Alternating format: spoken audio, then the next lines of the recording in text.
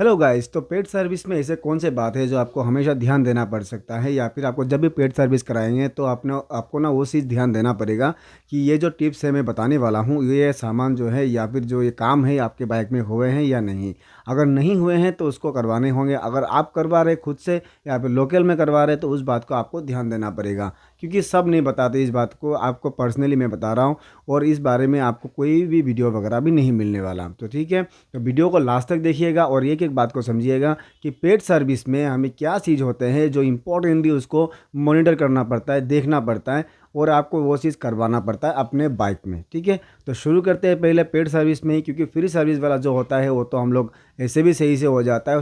जो प्रॉब्लम शुरू होता है, प्रॉब्लम होता है पेड सर्विस में। तो पेड सर्विस में प्रॉब्लम शुरू होता है तो उसके लिए हम लोग को पहले से ही रेडी होना पड़ता है कि प्रॉब्लम जो है आगे जाके बढ़े ना। ठीक है, तो सबसे पहले बात करेंगे जो पेड सर्विस में अगर हम लोग उसको सर्विस करने दे दिए तो उसमें सबसे पहला काम होगा इंजन ऑयल रिप्लेसमेंट का। तो क्योंकि पेड सर्विस में इंजन ऑयल रिप्लेस होता ही है, तो पेड सर्विस में इंजन ऑयल अगर रिप्लेस हो रहा है तो साथ में उसका फिल्टर भी लगेगा। तो फिल्टर अगर हम लोग ना लगाए, उसमें डायरेक्टली आपका सर्विस किट यूज़ करें तो उसमें बेनिफिट क्या है। देखिए, फिल्टर एक सिंगल आइटम आता है, कम रेट में भी आता है, तो खर्चा कम होता है। इसलिए क्या करते हैं ना, खर्चा अगर सर्विस किट में ज़्यादा होता है बोलने से भी आपको उसमें सामान भी बहुत ज़्यादा मिलता है। उसके बेनिफिट आपको बहुत सारे सामान जो है बाइक में अलग से लगाने के लिए मिल जाता है जो पेड सर्विस में ज़रूरी होते हैं बाइक के लिए। तो वो सामान क्या क्या होता है उसको बारे में डिटेल में बता देंगे। लेकिन आपको ईयर मोबिल फिल्टर जो है सिंगली यूज़ नहीं करना है। आपको क्या करना है, सर्विस किट लेना है। अब पेड सर्विस में कौन सा वाला सर्विस किट आपके लिए सही होगा। देखिए, सर्विस किट में बहुत सारे भाग हैं। पहला तो आपका फर्स्ट सर्विस वाला किट आएगा, लगभग आपका एक दो 190 या 200 के आसपास आता है। फिर आएगा आपका थर्ड सर्विस किट जो आपका 1070 के आसपास। उसके बाद जो आएगा 5 नंबर सर्विस, 5 सर्विस, उसमें आता है आपका 1600 के आसपास आता है। उसके बाद धीरे धीरे पेड सर्विस बढ़ता जाएगा और सर्विस किट भी हाई होता जाता है। तो मैं रिकमेंड करता हूँ आपको सर्विस किट जो है 1600 वाला ही लीजिए, क्योंकि उसमें बहुत सारे सामान ऐसे हैं जो आपको अपने बाइक में यूज़ करना ही पड़ेगा। या तो आप 1070 वाला ले लीजिए, दोनों में से कोई एक।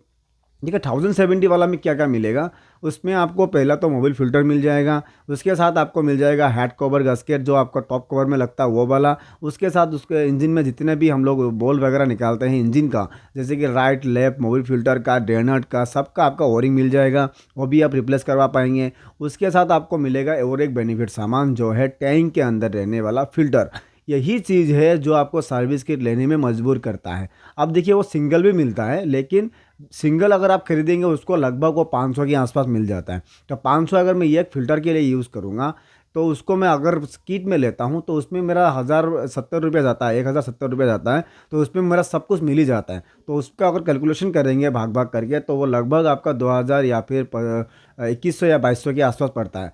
तो उसको मैं एक ही साथ में मिलता है, तो जो 1070 रुपया में, तो उसको लेना बेटर है ना। तो इसीलिए सर्विस किट इसीलिए लेना पड़ता है। और साथ में उसको अगर करेंगे बढ़िया तरीके से तो इंजन भी सेफ रहेगा, बॉडी भी सेफ रहेगा। तो उसमें आपको करना क्या है, देखिए पेड सर्विस में फ़िल्टर क्यों चेंज करना पड़ता है वो जान ले। क्योंकि पेड सर्विस जब तक आता है ना तो गाड़ी जो है लगभग 1 साल के आसपास हो जाता है। 1 साल बहुत लोगों का पार भी हो जाता है। तो 1 साल पार होने के बाद क्या शुरू होता है कहानी, वो जान लीजिए। यही है सबसे बड़ा खेल, क्योंकि 1 साल के बाद जो होता है टैंक में ना गंदगी जमा होता है। इंजन के अंदर जो है जितने भी ओरिंग वगैरह रहते हैं वो नरम हार्ड होने लगता है। अगर इंजन का ओरिंग हार्ड हो जाएगा तो वो ऑयल जो है रोक नहीं पाएगा, ऑयल को लीकेज कर देगा। इसीलिए ऑयल चेंज उसको जो ओरिंग वगैरह है रिप्लेस करना पड़ता है। उसके साथ जो एयर फिल्टर होता है ना वो भी आता है सर्विस किट के अंदर। अब एयर फिल्टर तो हम लोग को हर 5000 में ही बदलना पड़ता है। मैं तो आपको पहले बताया था कि हर 5000 में एयर फिल्टर को रिप्लेस करवा दीजिए, क्योंकि एयर फिल्टर इंजन के लिए या फिर गाड़ी के लिए बहुत इंपॉर्टेंट पार्ट इसलिए होता है क्योंकि वो ऑक्सीजन का काम करता है। अगर बाइक के अंदर ऑक्सीजन सही से नहीं जाएगा तो वो भागेगा कैसे या फिर माइलेज देगा कैसे। इसीलिए एयर फिल्टर को हर 5000 किलोमीटर के बाद रिप्लेस ही करवा दीजिए। तो एयर फिल्टर भी मिल जाएगा, उसके साथ ओरिंग भी मिल जाएगा, हेड कवर का जो टॉप कवर का जो गास्केट है वो भी मिल जाएगा, मोबिल फिल्टर भी मिलता है, टैंक का गास्केट भी मिलता है।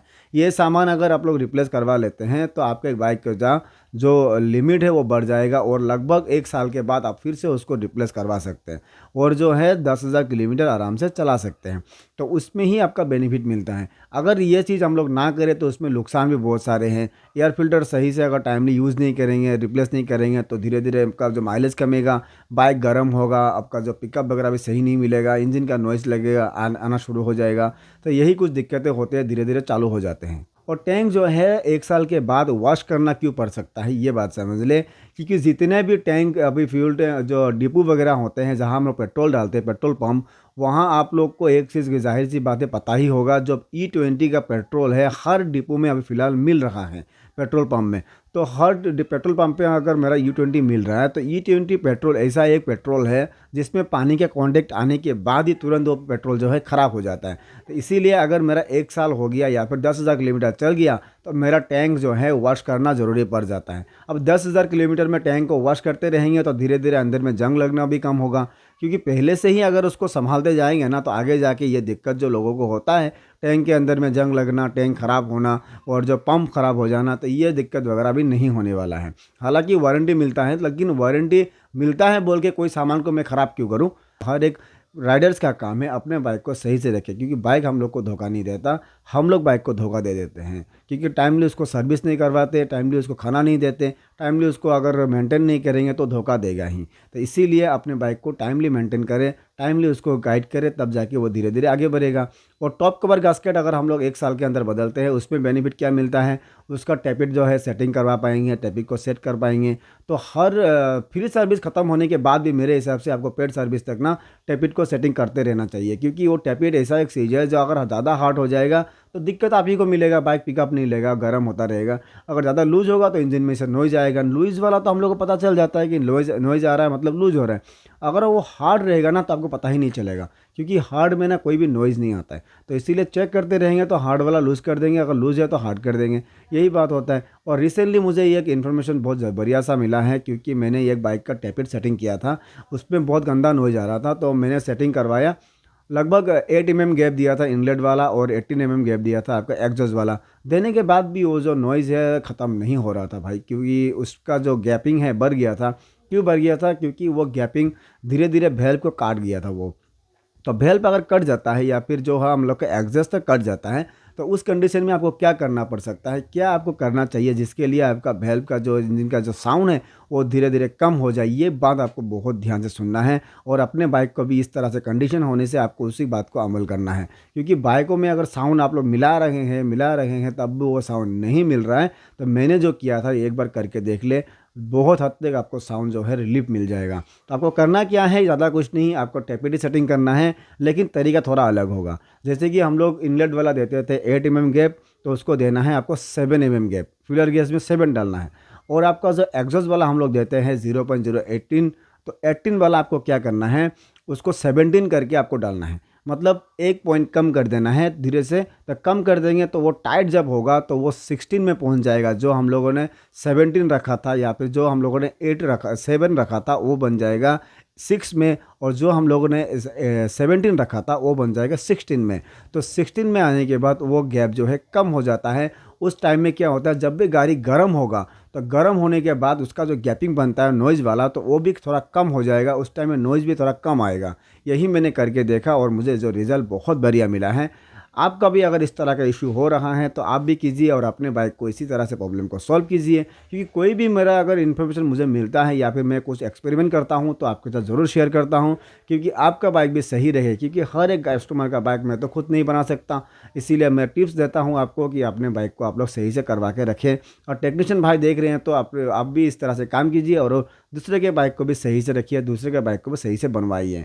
तो इस तरह के वीडियो देखते रहने के लिए चैनल को सब्सक्राइब करके ज़रूर रखिएगा, क्योंकि आगे जाके और भी सारे नोटिफिकेशन मिलेंगे और वीडियो आएंगे, आप देखते रहने पर देख सकते हैं।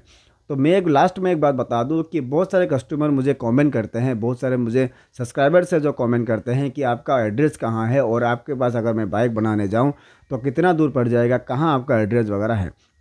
तो मैं बता दूं कि मेरा एड्रेस जो है वो असम में है, नॉर्थ ईस्ट के साइड में लखीमपुर बोल के एक जगह है, वहाँ पे हैं। अगर आप लोग पास में रहते हैं तो आ सकते हैं, अगर दूर रहते हैं तो वीडियो को देख के ही आप लोग उसको करवा सकते हैं अपने बाइक को ठीक करवा सकते हैं। क्योंकि हर कस्टमर मेरे पास आना तो इम्पॉसिबल है, अगर वीडियो देखेंगे तो उसमें आपको आइडिया मिल जाएगा किस तरह से आपको करना है, क्योंकि मैं हर एक आइडिया आपको शेयर करता रहता हूँ, डिटेल में बताता रहता हूँ, कोई भी आपको दिक्कत ना मिले। तो वीडियो कैसा लगा कमेंट करके ज़रूर बताइएगा, और आगे देखते रहने के लिए चैनल को और एक बार सब्सक्राइब करके बेल आइकन को जरूर दबा के रखिएगा, और वीडियो को लाइक ज़रूर से कर दीजिएगा, दूसरों के साथ शेयर भी कर दीजिएगा। तो मिलते हैं आपसे एक नए वीडियो में नए टॉपिक के साथ, तब तक के लिए बाय बाय।